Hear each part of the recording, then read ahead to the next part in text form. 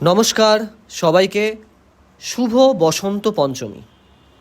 আপনারা এই যে সেটটা দেখতে পাচ্ছেন না, পেছনে মা সরস্বতী বসে রয়েছে, এই সেটটার কারিগর এজিএফ নয়। আমি এখন এজিএফের স্টুডিওতে বসে আছি। আবির গঙ্গোপাধ্যায় ফিল্মসের পুজো এটা, কিন্তু এই আবির গঙ্গোপাধ্যায় ফিল্মসের পেছনে যেই সমস্ত মানুষগুলো রয়েছে তারা কিন্তু প্রত্যেকে নিরলসভাবে পরিশ্রম করে এত বড় সেটটা তৈরি করেছে। দেখুন, কিছু জিনিসপত্র না টাকা নিয়ে বিচার করা যায় না যদি সেখানে ভালোবাসা বা ইমোশন না থাকে, ঠিক আছে? মানুষে মিষ্টির হাড়ি এনেছে, বন্ধু বান্ধবের এদিকে বসে রয়েছে।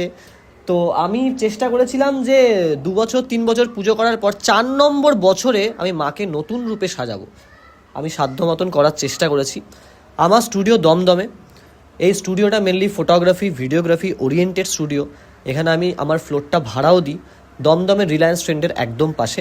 আপনারা সবাই আসুন, সাদর আমন্ত্রণে আমি আপনাদের সবাইকে শুভেচ্ছা জানাচ্ছি, অভিনন্দন জানাচ্ছি এবং আমন্ত্রণ জানাচ্ছি এবং গুরুজনদের প্রণাম জানাচ্ছি। আর সর্বশেষ আমি একটা কথা আপনাদেরকে বলবো, পুজোটা আমিই করছি, হ্যাঁ।